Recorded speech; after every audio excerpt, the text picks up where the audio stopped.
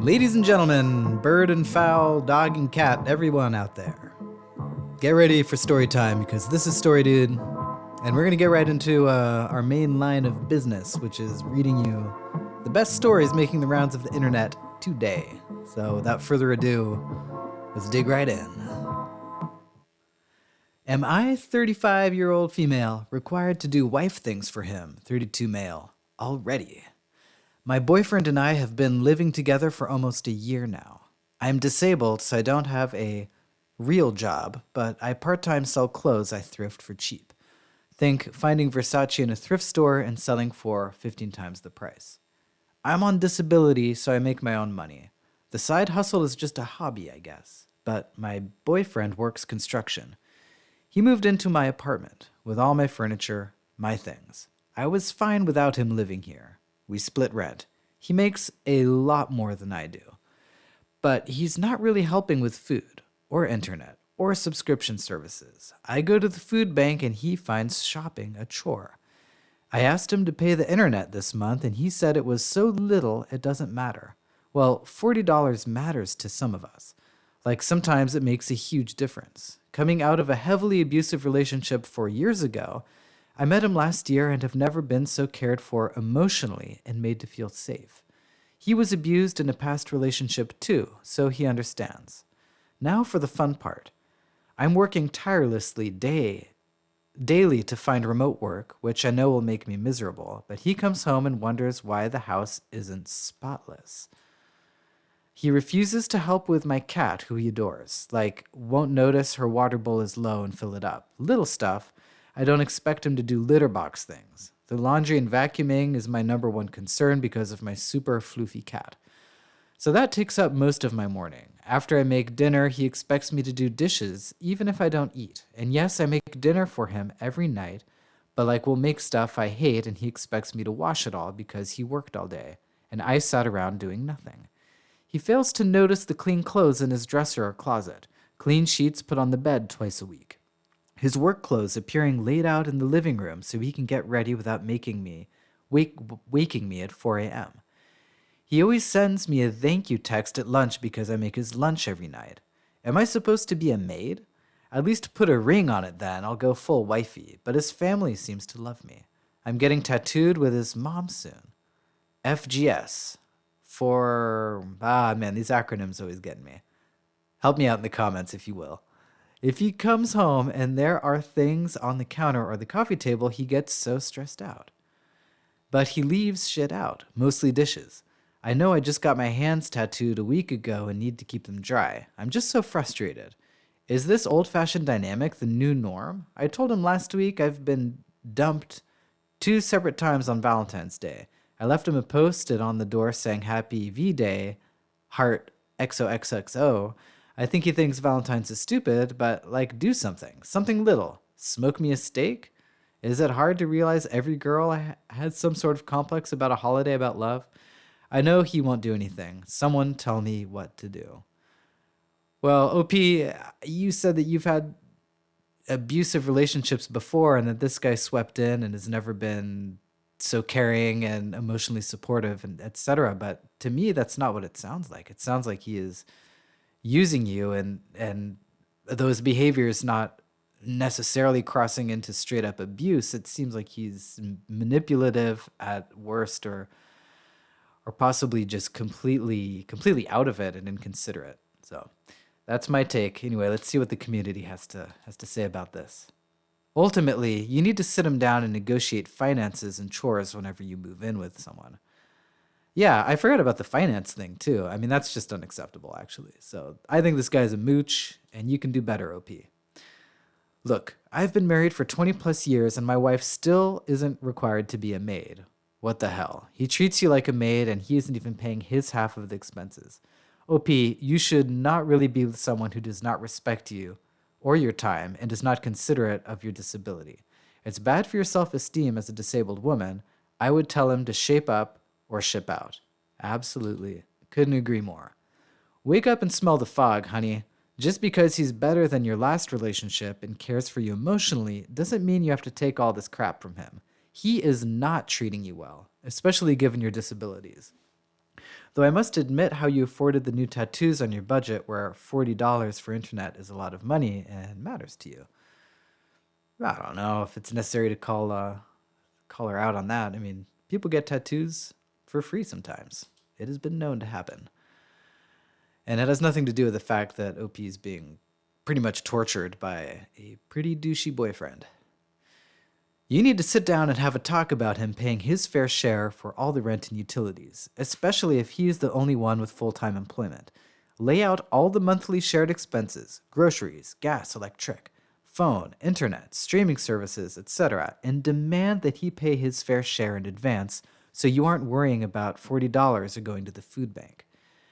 Oh man, that just brings the fact that you go to the food bank and that he thinks that doing groceries is a chore really blew my mind when I was reading the original post here. So just adding to the reasons why this guy is no good, man. This relationship sounds pretty unhealthy, and he might be playing on your fear of abuse and fear of abandonment. I do also share the concern of another poster that you are paying for new tattoos while simultaneously not having enough money for food. You might want to double check your own priorities. Or perhaps we don't need to judge everyone. All right. Why are you okay with being a maid if he marries you? This isn't a healthy way of thinking. You want a partner, not an employer. Yeah, when OP asks, is this whole wifey thing the new norm? It most definitely is not. I would say that the new norm is for men to do a lot of work around the house. At least that's what I do. And let me break it to you, it's never enough. There's always a lot of stuff to do around the house, and yeah, just be good, man. Why can't people be good? I guess it's because it's hard. Life is hard. Am I the a-hole? I didn't attend my son's wedding. I instead spent the evening with his ex-wife. All right, we definitely need the backstory here. After graduating high school, my son moved 3 states away for college. At 19, he married a girl he met. I tried convincing him to wait because I personally felt he was too immature. They both dropped out and moved back here to his hometown. At 20, they had their first child, a beautiful little girl. 16 months later, my daughter-in-law gave birth to their second child, a little boy. After the first baby, my wife and I noticed our daughter-in-law wasn't happy. We both thought it was PPD related, postpartum depression related. Just after the second arrived, my son and his wife separated. She would bring the kids over for a visit. It was then she began unloading on us. I know there's 2 sides to every story, but considering that I know my son, I believed her. I sat my son down numerous times to speak with him regarding his marriage, and he refused to take responsibility, blamed her for everything, and when I directly pointed out where he was the sole problem, they got into counseling, and for a year things were okay on the surface. Our daughter-in-law filed for divorce. My son 3 days later was on Facebook announcing his new girlfriend. A month later, they were engaged. My son had forced his then-wife to become a permanent stay-at-home mom at the birth of their first child. She, of course, had no other family or friends here. She knew no one aside from us. She had nowhere to go with 2 small children. Unbeknownst to our son, my wife and I helped her financially and got her an apartment. Before the divorce was even finalized, we received a wedding invitation. I made it clear to my son I would not be attending and they would not have my blessing. His mother told him she would see to it that I would attend. I stayed consistent in my decision.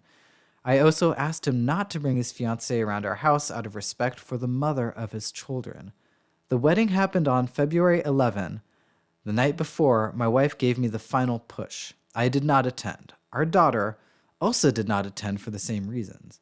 My wife picked up our grandkids and got them dressed and attended the wedding. My daughter and I decided to spend the evening with his ex. I couldn't imagine her sitting alone while her kids attended their father's wedding. Well, we'll talk about a backstory. I mean, this is just, you read the title, you think one thing, and then, I would have a lot of trouble imagining the backstory that would justify the title, but I am totally in OP's camp. I do not think he's the a-hole. And I'm so looking forward to the comments to see what other people think here. Anyway, she was taken aback that I didn't end up attending his wedding. We took her out to distract her mind. I just wanted her to know she'll always be considered family to us. My daughter also made a joke that they can drop the in-law status and just be sisters now. She was very tearfully grateful. I just realized how badly she needed our support, and especially on that night. The next morning, my son called to tell me how much of a horrible father I am for not attending his wedding. A few days later, he caught wind that I spent the wedding evening with his ex. He said that that was the ultimate form of betrayal, and further, myself and his sister would have to earn a relationship with him on his terms only. Man, the thing about your daughter saying that they can drop the in-laws thing and just be sisters, it almost made me cry. That is just so sweet. I don't know why. I'm just totally on your side, OP. I really don't like your son. Maybe it's because I'm a husband and a father myself, and I know how much discipline and work it takes to make a relationship work. And your son clearly didn't put the effort in and just expects everyone to do what he wants. And that's crappy. And you're not the a-hole, OP. That's what I believe. St. Elvis agrees with me. You're not the a-hole. Our daughter-in-law filed for divorce. My son, 3 days later, was on Facebook announcing his new girlfriend. A month later, they were engaged. You, the best children are the ones you choose. Oh, that's a little weird. Not the a-hole. This is funny. You have to earn a relationship on his terms. I think he needs to check his offering. He's way overvaluing what he brings to the table. Absolutely. Not the a-hole. It sounds like you're a reasonable parent who acknowledges when your kid is being an idiot. I don't see anything wrong with you choosing to support the mother of your grandchildren who he seems to have left in a bad spot. And I think you were consistent. You said what you would do, and then you said you wouldn't go to the wedding, and you didn't. And I think that if you'd changed your mind as a parent, I think that's not good. You should be consistent unless new facts emerge that warrant a change. But I think you did good, OP. I'm still on your side till the end. All right, what have I done now? Why is this not moving forward? All right, not the a-hole. He wanted a trophy wife, immediately got into a relationship with another woman when he got divorced, and tried to manipulate both you and her. Unlike some comments that will undoubtedly come, the relationship that you have with your daughter-in-law is yours, and it's not dependent on him. Good for you for helping her out through this difficult time and for standing with the a-hole son. Not the a-hole. And OP, you win a Father-in-Law of the Year award. Your son seems to be very, very immature. You received an invitation and already made it clear that you would not attend. And the way you helped the daughter-in-law is a testament to what kind of man you are. You and your daughter have the morals your son will never be able to see. Yeah, I almost feel like you should offer your son to come back into your life on your terms. If he learns how to be a good person, then maybe he can be your son again. Although I don't recommend ever disowning your children because that also is pretty crappy. So anyway, it's been me, Story Dude here, reading you the stuff, giving you some commentary because that's what the YouTube algorithm demands. And yeah, everyone out there, be good to each other, try to stay cool. Look forward to reading you in the comments. And we'll catch you again very, very soon for another episode. Take care, everyone.